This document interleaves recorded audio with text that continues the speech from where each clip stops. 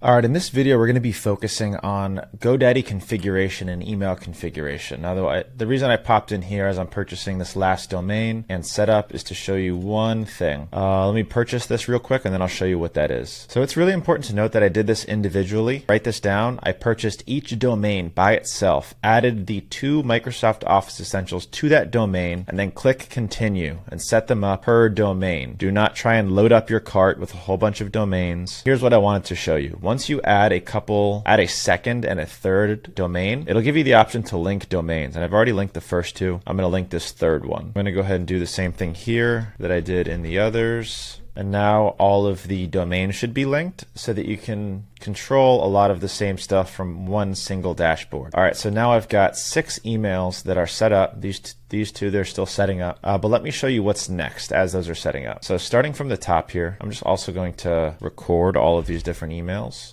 as I'm doing this. Highly recommend that you do the same. Paste without formatting. Now you can set a lot of this stuff within the inbox so that you don't have to actually go into office.com and do it. So password, remember we're going to be doing a universal password, which we have here. Awesome. Now password is set. Do forwarding, set mail destination. Now one thing that's important for you guys to know is advanced settings down here. We need to do this for every single email. SMTP authentication, turn that bad boy on. This is going to let us connect it to our email sending platforms. And it's very easy to do within GoDaddy. Let's go ahead and recheck the DNS and make sure that it's connected correctly. Awesome. It's set up. GoDaddy automatically adds the records for the domain for Microsoft Office. You don't have to do them individually like you do in a lot of other platforms. All right, now one other thing that I'm going to show you how to do after I go and do the same thing to all of these emails. I'll see you in just one second. All right, so I'm now on the 6th one. Didn't want to make you wait through all 5, but there's a couple other things that I'd like to show you here. So let's come into our last one. Make sure we're always copying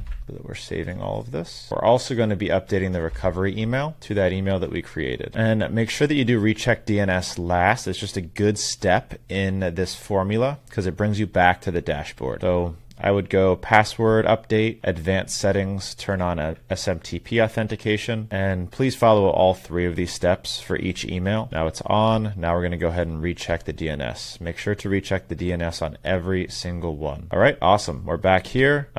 We copied all 6, so let's see. We've got 6 here. Awesome. We're ready to go to the next step. Now, we're only 4 minutes in, so I'm going to go ahead and finish up with the GoDaddy steps. So all the emails are set up properly. Let's go into domains. Now we need to set up a couple additional records within these domains, the DKIM and the DMARC. So let's go ahead and edit the DNS on this first one, just to show you what's going on here. All of these records are added automatically by GoDaddy. They are for Microsoft Office 365. They save us a lot of work here. And what we need to do is add a DKIM and a DMARC record. We use a tool called Easy DMARC to create these DKIMs and these DMARCs. So we're going to start with this one, call it S1, and generate a DKIM record. You only have to do this for each domain, not for each sender. So you'll have to do this, in this case, 3 times, not 6 times. So we're going to go ahead and copy this code first, s1._domain key. This is going to be a TXT record. We're going to paste that here. Make sure not to copy the entire thing. And then we're going to copy this whole record value here. TTL half hour, save. Now I'm also going to do Easy DMARC record generator. So this is the DKIM record. We're also going to open up the DMARC record generator. Do the same thing. Now how to set this up, we're going to send reports to, guess which email, guess right. The policy is going to be monitoring, relaxed. We want all these emails to go through. Now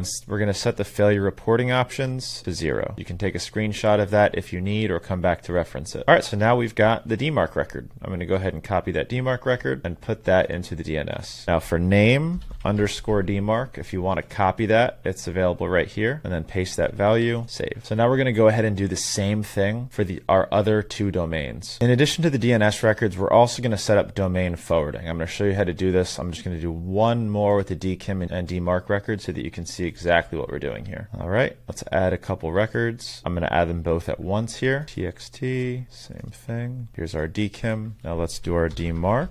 If you keep this all in place, you don't have to go through and generate and re-click all of this stuff. It saves us a nice amount of time here. Save all records. Alrighty, now let's go ahead and set up domain forwarding. This is when somebody goes to this domain, we don't want it to die, go nowhere. So what we're going to do is add forwarding to domain, find the real domain that you want to forward to. This is the domain in this case. We can do a permanent forward. You can always change this later. That way, if somebody visits humbleshipment.com because they receive an email from them, it'll automatically forward to the correct domain. Alrighty, I'm going to do the last one on my own. I hope this was helpful and simple to follow. Let me know if you need any help. I'll link these generator links in the video notes as well.